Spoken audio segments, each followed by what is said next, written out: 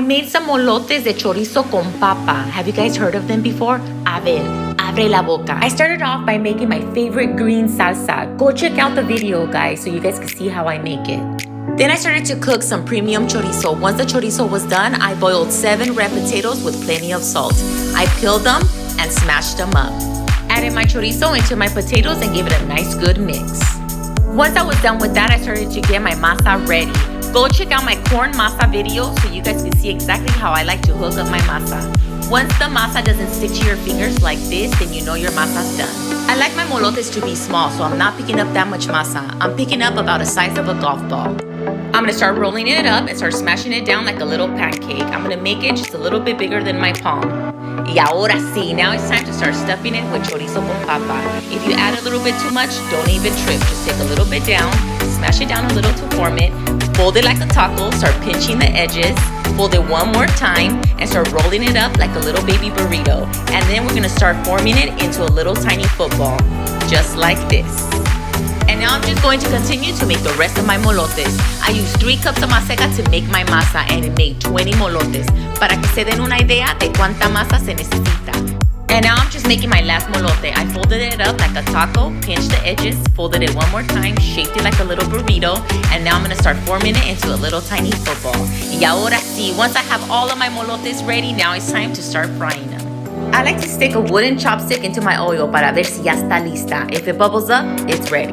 I fry my molotes until they're nice and golden brown all around. Once they're done, I pull them out and I start frying the rest of my molotes. Guys, they look so good, I couldn't wait to eat them. El Jacobs estaba right next to me just waiting for them to be done. And once they were all fried, ahora sí, now it's time to start hooking them up. I like to add my green salsa first, then some red onion, some cilantro, luego my queso fresco, some crema mexicana y ahí viene el grito.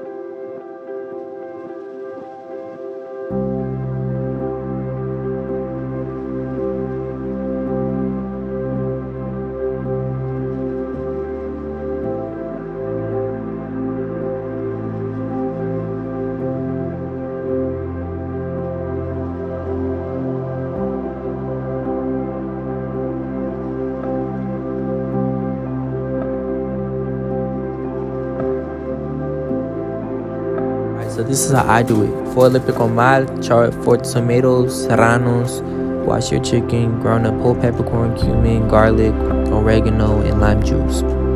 Add that paste to your chicken along with some Maggi seasoning, mix and fry that shit. Meanwhile, you're gonna keep flipping your tomatoes and chiles. In a separate pot, fry up 2 cups of rice, already washed and drained. So make sure your rice is dry before you fry it. Blend your salsa with a piece of onion and water. Blend and add shit to a pot so it can get wet and then cover. Blend 2 more tomatoes with a piece of onion, 1 garlic, a tablespoon of both the tomato and chicken flavored Norris consomme, and a little bit of water. Blend. Once your rice is golden toasted like this, add your sauce. Once this absorbs, you're gonna add 3.5 cups of water. Taste for salt, add lime juice, cilantro, put on low and cover for 20. Wait to put you on these air-fried chicken and cheese taquitos. You'll need cooked chicken, cream cheese, garlic, shredded cheese, these listed spices written on the screen, and some Oaxaca cheese if you have. Now wrap some corn tortillas in a paper towel and microwave for about 1 minute until they're soft and pliable, then stuff with the chicken and roll them up tightly. Usually these are shallow fried, so you can do that, but I sprayed with some cooking spray and air fried till they were perfectly golden like so. Then top with Mexican sour cream, salsa verde, cotija cheese, cilantro, and that is all. Enjoy!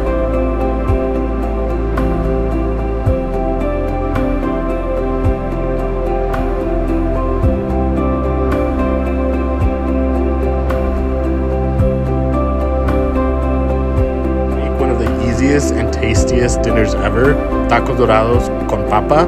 These are fried hard tacos stuffed with mashed potatoes and queso fresco. These are leftover mashed potatoes. I crumbled in some queso fresco, steamed some corn tortillas in the microwave for 30 seconds, wrapped in paper towels, fill them up with mashed potatoes, fry them for about 2 minutes per side or until nice and golden brown.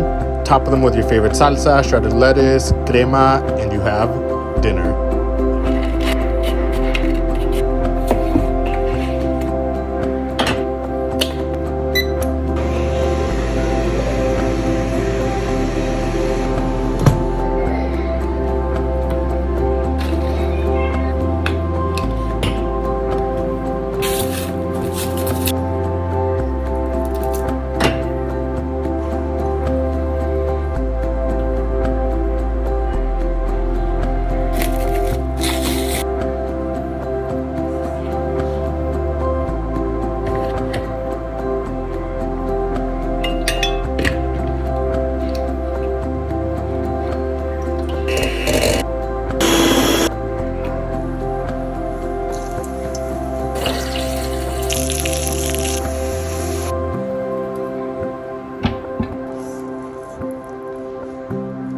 Make the best Mexican rice. You're gonna add olive oil, your rice. You're gonna let it toast a little bit. Don't burn it though. A can of tomato sauce. Do some math. If you added a cup of rice, you're gonna add 2 cups of water. Some consomme de pollo, some garlic powder, and then you're gonna add salt. You're gonna cover that up for like 5 minutes, then add lime juice. Let it sit there for like 15 minutes, and boom, you got the best Mexican rice. Today we're making carne en su jugo.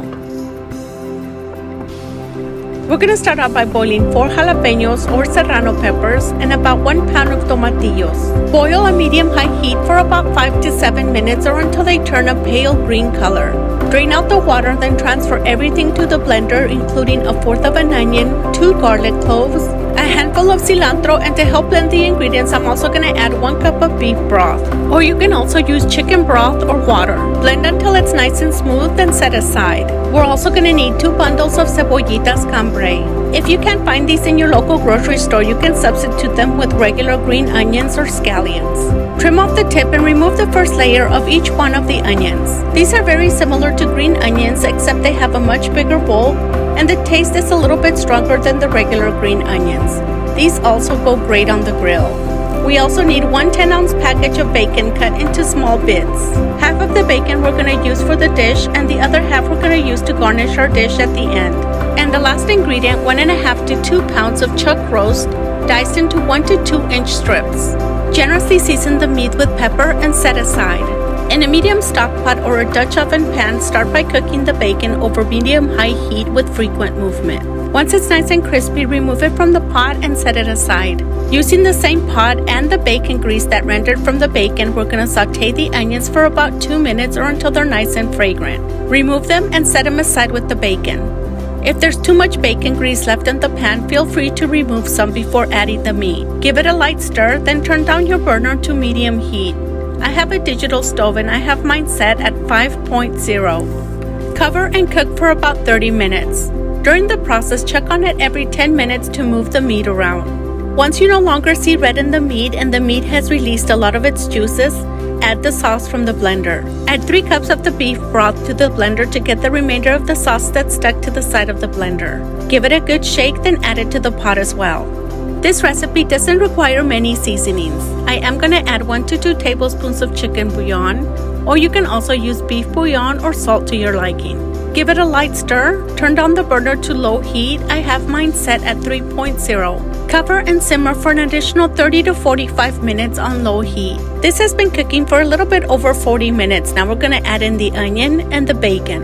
Give it a light stir, and we're going to cover it once again for an additional 10 more minutes. This recipe goes great with homemade pinto beans. And to garnish our dish, we're going to top it off with cilantro, onion, bacon bits, and enjoy. Right way to cook calabacitas, or how they call them in English, squash. Of all the names they could name them, why squash? Anyways, you're finna add some onion, some bell pepper, some tomatitos to some hot oil on a pan and let it simmer. Then you're gonna cut the calabacitas into little squares and let them cook there. Don't forget the serrano, season it, add some mozzarella cheese. Lord, grab some with a tortilla straight out of the pan. Ooh, she looking thick. 10 out of 10. If you haven't ate